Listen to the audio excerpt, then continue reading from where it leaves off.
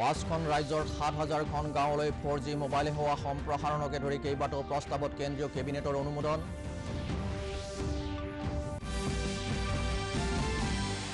সীমান্তত প্ৰতিৰক্ষা বৃদ্ধি, বিদেশী অনুপ্ৰৱেশৰ সমস্যা সমাধানকে ধৰি অসম চুক্তি ৰূপায়ণ সম্পৰ্কীয় গুৰুত্বপূৰ্ণ বিষয়ত চৰকাৰ আৰু আছু প্ৰতিনিধিৰ আলোচনা। আৰু নিউজিলেণ্ডৰ বিৰুদ্ধে প্ৰথমখন T20 ক্ৰিকেট খেলত ভাৰতৰ 5 উইকেটত জয়লাভ। নমস্কাৰ, ডিডি অসমৰ পুৱাৰ বাতৰিলৈ স্বাগতম জনাইছো। ষ্টুডিঅ'ত মই অশোক কুমাৰ দাস। এতিয়া বিতং বাতৰি। কালি অনুষ্ঠিত হোৱা কেন্দ্ৰীয় কেবিনেটৰ বৈঠকত কেইবাটাও গুৰুত্বপূৰ্ণ প্ৰস্তাৱত অনুমোদন জনোৱা হয়। বৈঠকৰ অন্তত তথ্য আৰু সম্প্ৰচাৰ মন্ত্ৰী অনুৰাগ ঠাকুৰে সংবাদ মাধ্যমৰ আগত সিদ্ধান্তসমূহৰ বিষয়ে সদৰি কৰে।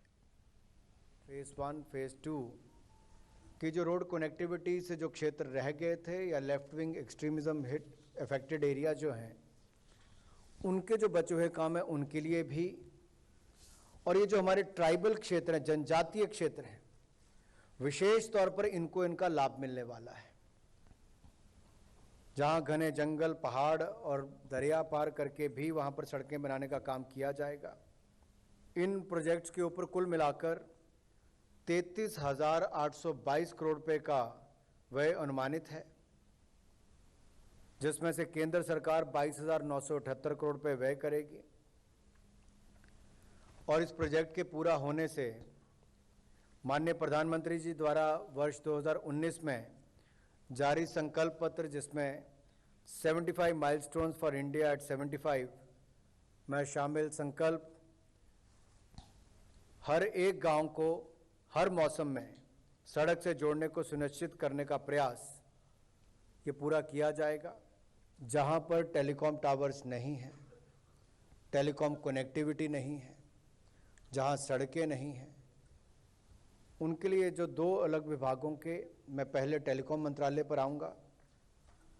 5 राज्य जहां पर आंध्र प्रदेश, छत्तीसगढ़, झारखंड, महाराष्ट्र और उड़ीसा के 44 एस्पिरेशनल डिस्ट्रिक्ट्स, ऐसे 44 आकांक्षी जिलों के 7,267 गांव में मोबाइल टावर्स की और मोबाइल फ़ोन को जो सुविधाएं हैं वो वहां पर दी जाएंगी, मोबाइल टावर्स की कनेक्टिविटी दी जाएंगी। মণিপুৰত অলপতে উগ্ৰপন্থীৰ আক্ৰমণত নিহত হোৱা আসাম ৰাইফলছৰ জোৱান সুমন স্বৰ্গীয়াৰীৰ বাক্সাৰ বাসগৃহত কালি মুখ্যমন্ত্ৰী ডক্টৰ হিমন্ত বিশ্ব শৰ্মা উপস্থিত হৈ শ্বহীদগৰাকীৰ পৰিয়ালক সমবেদনা জ্ঞাপন কৰে। মুখ্যমন্ত্ৰীয়ে ৰাজ্য চৰকাৰৰ তৰফৰ পৰা 50 লাখ টকাৰ আৰ্থিক সাহায্যৰ চেক এখন স্বৰ্গীয়াৰীৰ পত্নীৰ হাতত অৰ্পণ কৰে। মুখ্যমন্ত্ৰীয়ে সাংবাদিকৰ আগত কয় যে ৰাইজে বিচৰা অনুসৰি সুমন স্বৰ্গীয়াৰীৰ নামত অঞ্চলটোৰ গ্ৰাম্য পথটো নামাকৰণ কৰা হ'ব। ইয়াৰ সমান্তৰালভাৱে স্বৰ্গীয়াৰীয়ে শিক্ষা গ্ৰহণ কৰা বিদ্যালয়খনত এখন ষ্টেডিয়াম নিৰ্মাণ কৰাৰ লগতে তেওঁৰ পত্নীক সংস্থাপন দিয়াৰ বিষয়ে বিটিআৰৰ মুৰব্বীৰ সৈতে আলোচনা কৰা হ'ব বুলি মুখ্যমন্ত্ৰীগৰাকীয়ে প্ৰকাশ কৰে। মণিপুৰৰ চুৰাচানপুৰ জিলাত সন্ত্ৰাসবাদীৰ হাতত আমাৰ অসমৰ বীৰ সন্তান সুমন স্বৰ্গীয়াৰী নিহত হৈছিল। আমি সকলোৱে জানো যে 13 নৱেম্বৰত এটা বিশেষ সন্ত্ৰাসবাদী সংগঠনে অতি নিৰ্দয়ভাৱে এম্বুছৰ জৰিয়তে 7জনকৈ অসম ৰাইফলছৰ জোৱানক আঘাত কৰিছিল, আক্ৰমণ কৰিছিল আৰু কৰ্ণেল বিপ্লৱ ত্ৰিপাঠী আৰু তেওঁৰ 6 বছৰীয়া সন্তানটো আনকি সন্ত্ৰাসবাদীৰ আক্ৰমণৰ বলি হ'বলগীয়া হৈছিল।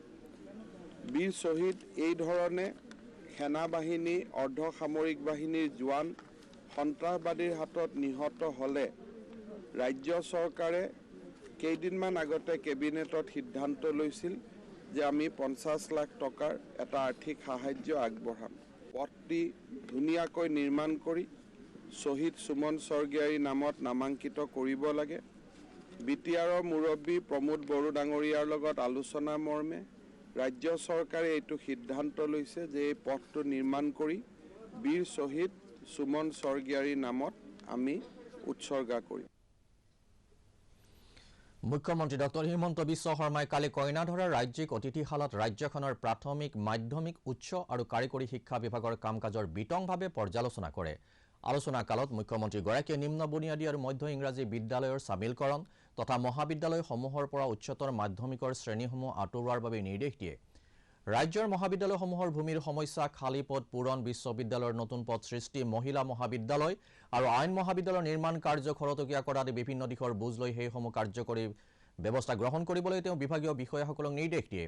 বৈঠকত শিক্ষামন্ত্ৰী ডাক্তৰ ৰণোজ পেগু, শিক্ষা বিভাগৰ উপদেষ্টা অধ্যাপক ননীগোপাল মহন্তকে ধৰি অন্যান্য জ্যেষ্ঠ বিষয়াসকল উপস্থিত আছিল। অসম চুক্তি ৰূপায়ণ সন্দৰ্ভত ৰাজ্য চৰকাৰে গঠন কৰা উপসমিতিৰ দ্বিতীয়খন বৈঠক কালি জনতা ভৱনত অনুষ্ঠিত হয়। বৈঠকত জ্যেষ্ঠ মন্ত্ৰী অতুল বৰা, অজন্তা নেওগ আৰু পীয়ুষ হাজৰিকাৰ লগতে ডক্টৰ সমুজ্জ্বল কুমাৰ ভট্টাচাৰ্যকে ধৰি আছুৰ প্ৰতিনিধিবৰ্গ আৰু ৰাজ্য চৰকাৰৰ জ্যেষ্ঠ বিষয়াবৰ্গ উপস্থিত আছিল। বৈঠকত অসম চুক্তিৰ ৫ নম্বৰ দফাৰ লগতে কেইবাটাও গুৰুত্বপূৰ্ণ বিষয়ত আলোচনা কৰা হয়। সীমান্তত প্ৰতিৰক্ষা ব্যৱস্থা শক্তিশালী কৰা, বিদেশী অনুপ্ৰৱেশৰ সমস্যা সমাধান কৰা আদি বিষয়তো বৈঠকত বিতংভাৱে আলোচনা কৰাৰ লগতে NRCৰ বিসংগতি দূৰ কৰাৰ বাবে আছু নেতৃবৰ্গই কিছু পৰামৰ্শও আগবঢ়ায়। আজিৰে পৰা দুদিনীয়া কাৰ্যসূচীৰে উত্তৰ পূবৰ MSME কনক্লেভ 2021 আৰম্ভ হ'ব। গুৱাহাটী প্ৰেছ ক্লাবত কালি অনুষ্ঠিত এখন সংবাদ মেলত ভাৰত চৰকাৰৰ ক্ষুদ্ৰ, লঘু আৰু মজলীয়া উদ্যোগ মন্ত্ৰালয়ৰ যুটীয়া সচিব মাৰ্চি ইপাউৱে এই কথা প্ৰকাশ কৰে। তেওঁ কয় যে ইয়াৰ জৰিয়তে উত্তৰ পূৰ্বাঞ্চলৰ বিভিন্ন ক্ষেত্ৰৰ উদ্যোগীকৰণ আৰু বাণিজ্যিক বিকাশৰ বিষয়ে চিন্তা কৰা হৈছে। এই কনক্লেভৰ আজিৰ প্ৰথম দিনাৰ কাৰ্যসূচীত কেন্দ্ৰীয় চৰকাৰৰ ক্ষুদ্ৰ, লঘু আৰু মজলীয়া উদ্যোগ মন্ত্ৰী নাৰায়ণ ৰাণে, উত্তৰ পূৰ্বাঞ্চলৰ ৰাজ্যসমূহৰ মুখ্যমন্ত্ৰী তথা বাণিজ্য মন্ত্ৰীসকলে উপস্থিত থাকিব বুলি যুটীয়া সচিবগৰাকীয়ে প্ৰকাশ কৰে। Honorable Shri Narayan Rane, Tai Borabi, this is the first initiative, Ministry MSME Government of India Bora, and we are inviting all the CMs of the 8 states of Northeastern state to come. But I know many of the chief ministers are very busy, so many of the industry ministers will be coming. So we're here to first of all interact with them and make them aware of the various schemes that our ministry is implementing. Agar aap MSME ka এতিয়া ক্ষন্তেক বিৰতিৰ পাছত আছে আৰু অধিক বাতৰি। Payment fail কিন্তু পইচাটো কাটি নিলে গল মোৰ কষ্টৰ উপাৰ্জন। ক্ষতিপূৰণ হৈ যাব। বন্ধু চিন্তা নকৰিব। যদি ডিজিটেল ট্ৰানজেকশ্যন ফেইল হ'ল কিন্তু একাউণ্টৰ পৰা পইচা কাট খালে তেন্তে বেংকে সময়মতে পইচা ঘূৰাই দিব। অন্যথাই কম্পেনচেশ্যনৰ ব্যৱস্থা আছে। নহ'লে RBI অম্বুডছমেনৰ ওচৰত অভিযোগ কৰক। Your bill. মোৰ ফিজ। RBI কয় জানি লওক, সতৰ্ক হৈ ৰওক। কালিৰে পৰা দুদিনীয়াকৈ BTCৰ শৰৎকালীন অধিৱেশন আৰম্ভ হৈছে। BTCত UPPL, BJP আৰু GSPৰ নেতৃত্বত সন্মিলিত চৰকাৰ গঠন হোৱাৰ পাছত প্ৰথমবাৰৰ বাবে এই অধিৱেশন অনুষ্ঠিত হৈছে। প্ৰথম দিনটোত BPFৰ সভাপতি তথা BTCৰ প্ৰাক্তন মুৰব্বী হাগ্ৰামা মহিলাৰ উপস্থিত থকাৰ পৰা বিৰত থাকে। কাটিৰাম বড়োৰ অধ্যক্ষতাত অনুষ্ঠিত অধিৱেশনত দেৰহাছত বসুমতাৰীক বিৰোধী দলপতি হিচাপে বাছনি কৰা হয়।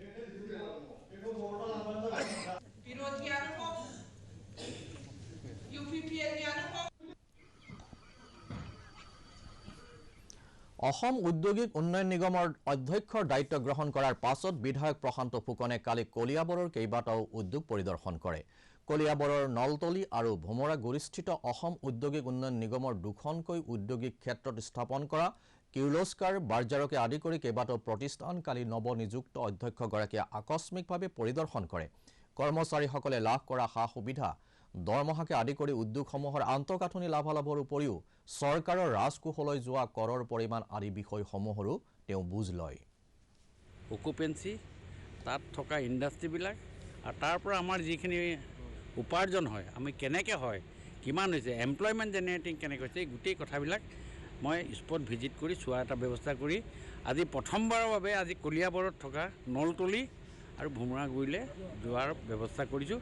তাতে আজি বাৰ্জাৰ কোম্পানী যিটো এটা ডাঙৰ এটা পেইণ্ট মেনুফেকচাৰিং কোম্পানী, তাত এই মুহূৰ্তত আছোঁ। ইয়াৰ আগতে পাৱাৰ লাইন বুলি যে জেনেৰেটৰ কোম্পানী, তাতো কাম চালোঁ। চাই গোটেই কথাবিলাক ইয়াত পুংখানুপুংখ চাইছোঁ। এটা আপৰাইজিং এটা মুড এটা দেখিছোঁ। হাইলাকান্দি সদৰ থানাৰ ভিতৰত উৎকোচ লোৱাৰ অভিযোগত উপ আৰক্ষী পৰিদৰ্শক সাধন্য ভট্টাচাৰ্যক গ্ৰেপ্তাৰ কৰা হয়। ৫,০০০ টকাৰ উৎকোচ লোৱাৰ সময়তে ভিজিলেন্স আৰু দুৰ্নীতি নিবাৰক শাখাৰ এটা দলে উপ আৰক্ষী পৰিদৰ্শকগৰাকীক গ্ৰেপ্তাৰ কৰে। আজি বিশেষ আদালতত তেওঁ হাজিৰ কৰোৱা হ'ব। দলটোৱে উপ আৰক্ষী পৰিদৰ্শকগৰাকীৰ ভাড়াঘৰতো অভিযান চলায়। এতিয়া মই ক'ব নোৱাৰোঁ, চৰি, এইটো আমাৰ ওপৰৰ পৰা ইনষ্ট্ৰাকশ্যন, মই ক'ব নোৱাৰোঁ সেইটো, আৰু আমাৰ নোডেল অফিচাৰ থাকে, তেওঁ ক'ব। ঠিক আছে, আপোনালোকক ক'ব সেইটো on the process of arrest, ultimately প্ৰচেছত আছে বুলি কৈছোঁ। আমাৰ কামখিনি তিনিখনীয়া T20 শৃংখলাৰ জয়পুৰত অনুষ্ঠিত প্ৰথমখন খেলত কালি নিউজিলেণ্ডৰ বিৰুদ্ধে ভাৰতে 5 উইকেটত জয়লাভ কৰে। সৱাই মানসিং ষ্টেডিয়ামত অনুষ্ঠিত খেলখনত নিউজিলেণ্ডে প্ৰথমে বেটিং কৰি ভাৰতৰ সন্মুখত 165 ৰানৰ লক্ষ্য নিৰ্ধাৰণ কৰি দিয়ে। প্ৰত্যুত্তৰত ভাৰতে 5টা উইকেটৰ বিনিময়ত 19 অভাৰ 4টা বলত বিজয় সাব্যস্ত কৰে। ভাৰতৰ হৈ সূৰ্যকুমাৰ যাদৱে সৰ্বাধিক 62 আৰু অধিনায়ক ৰোহিত শৰ্মাই 48 ৰানৰ অৱদান আগবঢ়ায়। শৃংখলাৰ দ্বিতীয়খন খেল কাইলৈ ৰাঁচীত আৰু তৃতীয়খন খেল 21 নৱেম্বৰত কলকাতাত অনুষ্ঠিত হ'ব। কাৰ্বি আংলং জিলাৰ ডিফুৰ ধৰমনলাৰ হলিৰাম তেৰাং কমপ্লেক্সত কালি অসম বহুমুখী সমবায় সমিতি লিমিটেডৰ এটা শাখা মুকলি কৰা হয়। শাখা কাৰ্যালয়টো মুকলি কৰে কাৰ্বি আংলং স্বায়ত্তশাসিত পৰিষদৰ সমবায় বিভাগৰ কাৰ্যবাহী সদস্য ৰাজু টিছুৱে। এই উপলক্ষে আয়োজিত অনুষ্ঠানত অসম বহুমুখী সমবায় সমিতি লিমিটেডৰ যোৰহাট মুখ্য কাৰ্যালয়ৰ সাধাৰণ সম্পাদক দেৱধৰ ফুকনকে ধৰি কেইবাগৰাকীও বিশিষ্ট ব্যক্তি উপস্থিত আছিল। শাখাটো নাছিল, সেইটো কাৰণে আজি পুনৰ আমি শাখাটো উদ্বোধন কৰা হৈছে, আৰু ইয়াৰ জৰিয়তে ডিফু যিসকল গ্ৰাম্য অঞ্চলৰ লোক বা নগৰ অঞ্চলৰ লোক সকলোখিনিয়ে উপকৃত হ'ব। সাব ডিভিজন আৰু ডিভিজন যেনেকৈ খুলিবলগীয়া আছে বুলি মোকো ৰাতিপুৱা অৱগত কৰিছে। সেইকাৰণে মই কৈছোঁ সেইটো আহি থকা দিনবোৰতে আমি সকলোৱে দেখি পাম, আৰু আশা ৰাখিছোঁ তেওঁলোকে সফল হ'ব। সমগ্ৰ দেশৰ লগতে অসমতো 14 নৱেম্বৰৰ পৰা 21 নৱেম্বৰলৈকে সপ্তাহজোৰা কাৰ্যসূচীৰে উদযাপন কৰা ৭৫ সংখ্যক স্বতন্ত্ৰতাৰ অমৃত মহোৎসৱৰ অংশ হিচাপে শিৱসাগৰৰ সুন্দৰপুৰস্থিত প্ৰজ্ঞালয় আৰু আহানা শিশু আৱাসগৃহত বিশেষ কাৰ্যসূচী অনুষ্ঠিত হয়। জিলা শিশু গোটৰ উদ্যোগত শিশুৰ বৌদ্ধিক অধিকাৰ আৰু পৰিপুষ্টি শীৰ্ষক বিষয়ক আয়োজিত অনুষ্ঠানত আৱাসিক শিশুগৃহৰ শিশুসকলক লৈ বিভিন্ন খেলা ধূলা, পৰম্পৰাগত সাজপাৰ প্ৰদৰ্শন, দেশভক্তিমূলক গীত আদি কাৰ্যসূচী সম্পন্ন কৰা হয়। অনুষ্ঠানত শিৱসাগৰ জিলাৰ অতিৰিক্ত উপায়ুক্ত চন্দনা বৰুৱাকে ধৰি বিভাগীয় বিষয়া কৰ্মচাৰীসকলে অংশগ্ৰহণ কৰে। প্ৰগ্ৰামটো পাতিবলৈ সেয়া আমি এই প্ৰগ্ৰামটো পাতিছোঁ। আজি এই প্ৰগ্ৰামত আমাৰ শিৱসাগৰৰ CCI, কমুদালৈ CCI, প্ৰজ্ঞালয় CCI আৰু স্পেচিয়েলাইজ এডপশ্যন এজেঞ্চি আমাৰ 3খন আছে, য'ত অৰ্ফেন চিলড্ৰেন, এবাণ্ডেণ্ট চিলড্ৰেন তেওঁলোক থাকে। চ' তেওঁলোকক লৈ আমি আজি এই প্ৰগ্ৰামটো পাতিছোঁ। কেন্দ্ৰীয় স্বাস্থ্য মন্ত্ৰণালয়ে সদৰি কৰা অনুসৰি দেশত এতিয়ালৈকে 113 কোটিৰো অধিক পালি কোভিড প্ৰতিষেধক প্ৰদান কৰা হৈছে। সমগ্ৰ দেশতে 1,34,096 গৰাকী কোভিড ৰোগী সম্প্ৰতি চিকিৎসাধীন হৈ আছে। আনহাতে দেশত আৰোগ্য হৈ উঠা লোকৰ সংখ্যা 3,38,49,000তকৈ অধিক হৈছেগৈ। আৰোগ্যৰ হাৰ হৈছে 98.27%। কালিৰ দিনটোত অসমত 49,048 গৰাকী লোকৰ কোভিড পৰীক্ষা কৰাৰ পাছত 250 গৰাকী লোকৰ দেহত কোভিডৰ সংক্ৰমণ ধৰা পৰে। ইয়াৰ ভিতৰত কামৰূপ মহানগৰ জিলাৰ সৰ্বাধিক 106, গোৱালপাৰাৰ 14, কামৰূপ গ্ৰাম্যৰ 13 আৰু লখিমপুৰৰ 12 গৰাকী লোক আছে। স্বাস্থ্য বিভাগে প্ৰকাশ কৰা তথ্য অনুসৰি কালিৰ দিনটোত আক্ৰান্তৰ হাৰ হৈছে 0.51%। আনহাতে 6,05,408 গৰাকী লোক এতিয়ালৈকে এই ৰোগৰ পৰা সুস্থ হৈ উঠিছে। সামগ্ৰিকভাৱে আৰোগ্যৰ হাৰ হৈছে 98.49%। ইফালে কালিৰ দিনটোত 5 গৰাকী ৰোগীৰ মৃত্যু হোৱাৰ ফলত ৰাজ্যত এই ৰোগত মৃত্যু হোৱা লোকৰ সংখ্যা 6,061লৈ বৃদ্ধি পাইছে।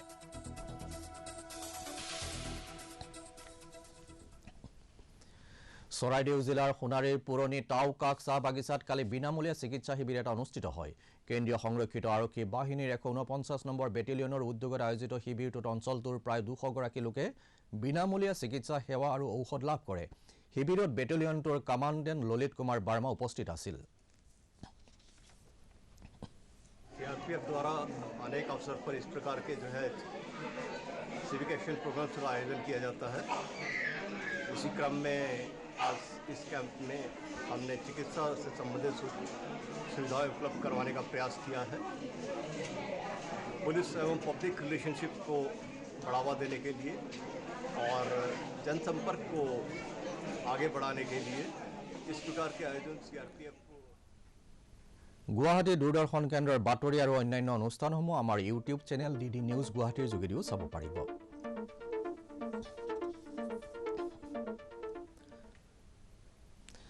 বাতৰি শেষ হোৱাৰ আগতে প্ৰধান বাতৰিসমূহ আকৌ এবাৰ। 5খন ৰাজ্যত 7,000খন গাঁৱলৈ 4G মোবাইল সেৱা সম্প্ৰসাৰণকে ধৰি কেইবাটাও প্ৰস্তাৱত কেন্দ্ৰীয় কেবিনেটৰ অনুমোদন। সীমান্তত প্ৰতিৰক্ষা বৃদ্ধি, বিদেশী অনুপ্ৰৱেশৰ সমস্যা সমাধানকে ধৰি অসম চুক্তি ৰূপায়ণ সম্পৰ্কীয় গুৰুত্বপূৰ্ণ বিষয়ত চৰকাৰ আৰু আছু প্ৰতিনিধিৰ আলোচনা।